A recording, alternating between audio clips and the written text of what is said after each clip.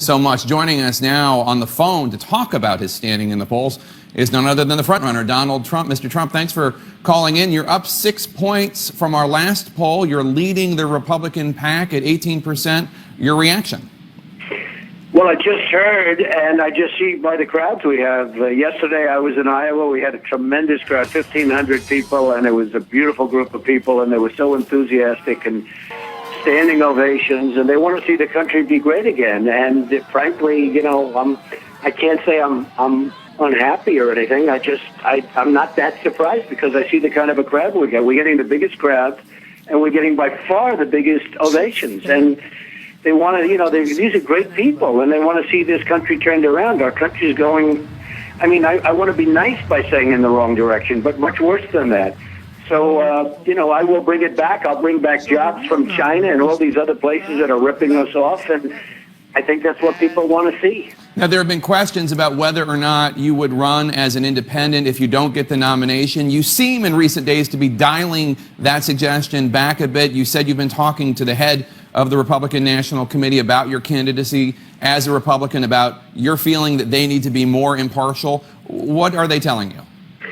Well, I've had some great conversations over the last few days, and they're terrific people. I've known Reince for a long time, and he's a terrific guy, and the group in there is really good. But, you know, they view me as an outsider, I guess, and now they're starting to view me not as an outsider because I'm leading in all the polls, not just yours. And I think they've been really nice over the last few days. They're starting to see what's happening. I mean, there's a movement going on. This is more than me. This is a movement going on. People are tired of these incompetent politicians in Washington that can't get anything done.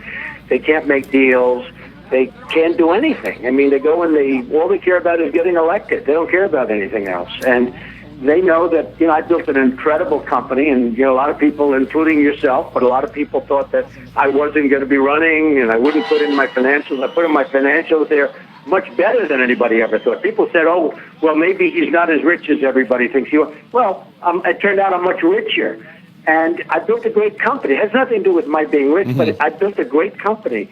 And, you know, I wrote a book that was the #1 best-selling business book and many bestsellers. And you know, The Apprentice was a tremendous success. Right. And I told NBC I'm not going to do it again. I mean, you know, I told them nobody does that, to turn off a money-making show like that. But I do it. You know, this costs me a lot of money, but I want to see our country be great again. Right. And we have a chance to do it. So let me ask you, this is without question a great poll for you. It does, however, if you dive deeper into the numbers, it does show some weaknesses, potentially, with the general electorate as opposed to with Republicans, and you lose to Hillary Clinton in a head-to-head matchup. What do you think you need to do to turn those numbers around? It's just step by step. Honestly, it's step by step. I haven't focused on Hillary. In fact, yesterday in Iowa, I made some very strong statements about Hillary, really for, I wouldn't say the first time, but they were strong. And the fact is that what she has done is criminal. I mean, what she has done is criminal. I don't see how she can run.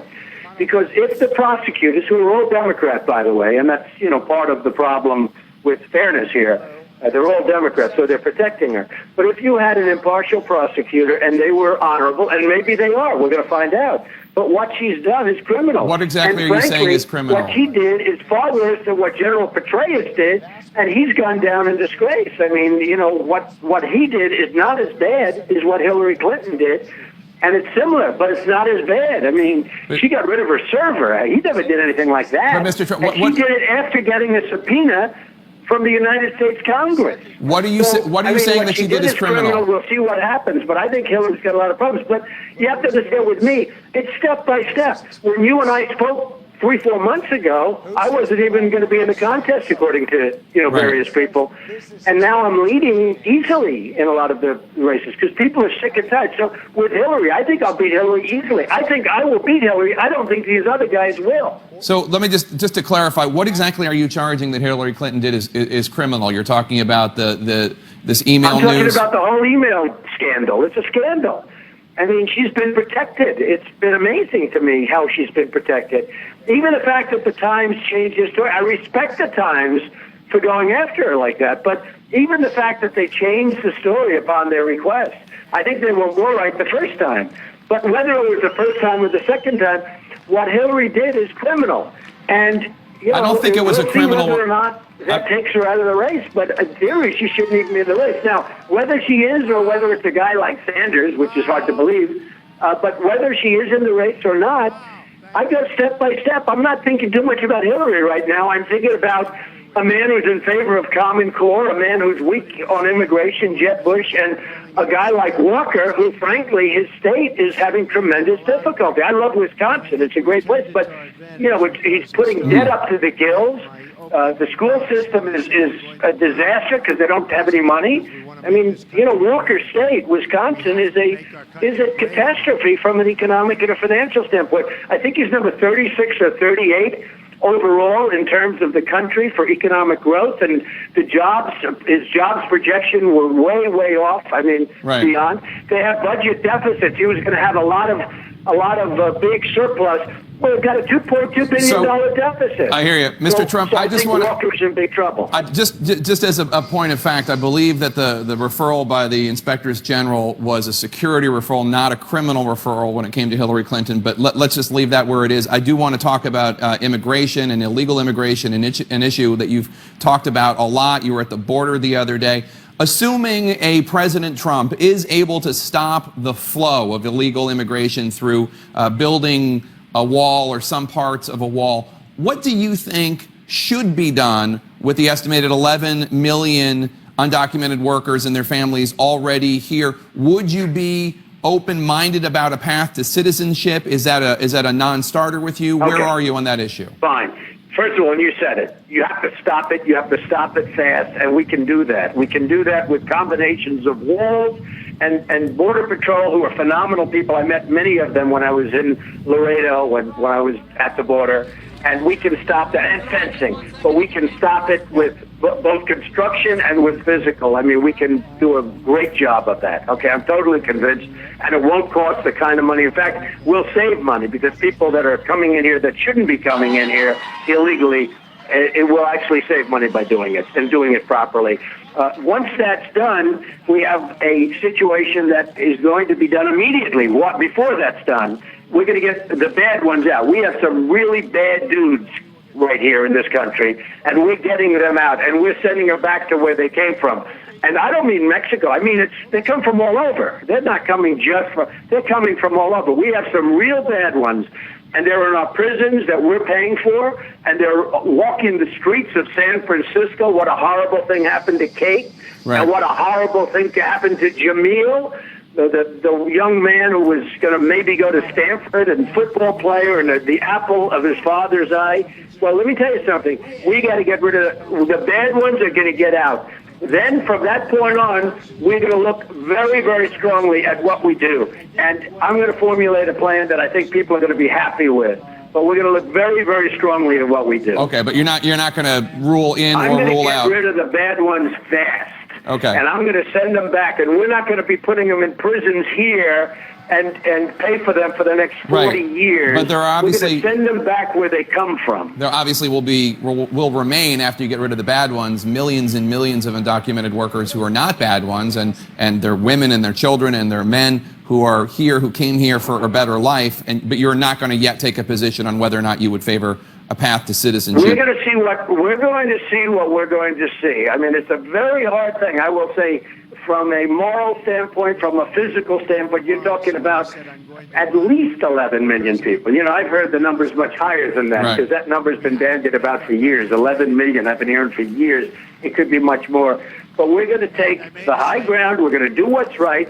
Some are going to have to go, and some we're just going to see what happens. It's a very, very big subject and a very complicated subject. The wall is going to be built. The security, we're going to have a great border.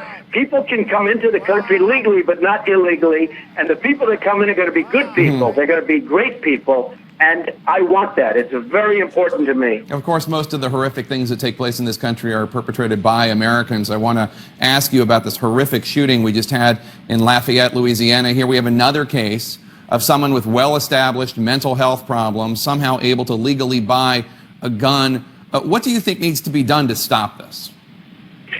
Well, these are sick people. I mean, these are very, very sick people. This has nothing to do with guns. This has to do with the mentality of these people, and you're always going to have. First of all, I'm a big Second Amendment person. I believe in it so strongly. You need protection. You need protection against the bad ones that have the guns. But do you think the Second Amendment guns away from the good people, and the bad ones are going to have target practice? Like, for instance, the gun-free zone with the Marines. That was disgraceful. These are decorated people. These are people that know how to use guns better than anybody, and they're not allowed to carry guns. And this guy shot them. They were like sitting ducks the way that happened. It was a disgrace.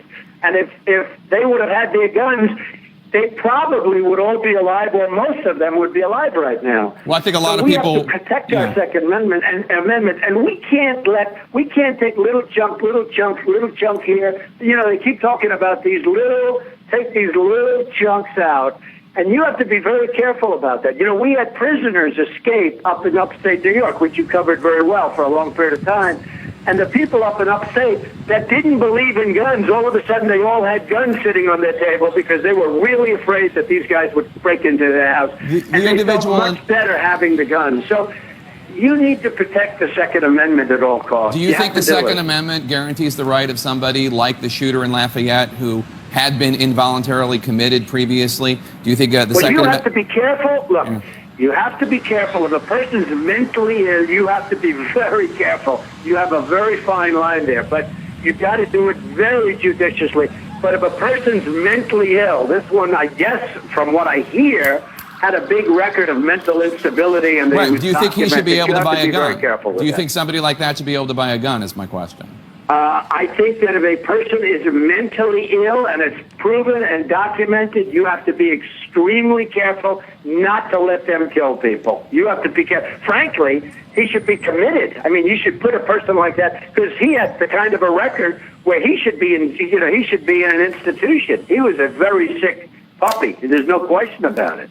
Mr. Trump, before you go, thank you so much for calling in. I do want to make a plea for my fellow journalists out there. I understand you really didn't like an op-ed, or rather an editorial in the Des Moines Register, and you had an issue with letting reporters from the Des Moines Register get press credentials for your event. I would just, as a fellow reporter, like to make a plea for my brothers and sisters who are journalists. If you could not hold them responsible for what the editorial writers write, that would be great. And we thank you for calling in. Well, I agree with that. I mean, this is a failing paper that's treated me extremely wrong. I mean, they've lied in many stories, and we thought we'd do that. It has very little power. It's failing badly, and frankly, they're not good people. But I agree with you. That's called a little bit of the freedom of the press thing. But I agree with you 100% on that subject. But this was a paper that, when they lie and lie and lie and knowingly lie, you say, well, let's just not. And they can go in. They just have to sit with everybody else. We just don't give them credentials. But I understand what you're saying. All right. Thank you very much for calling in. I appreciate it. When we come back,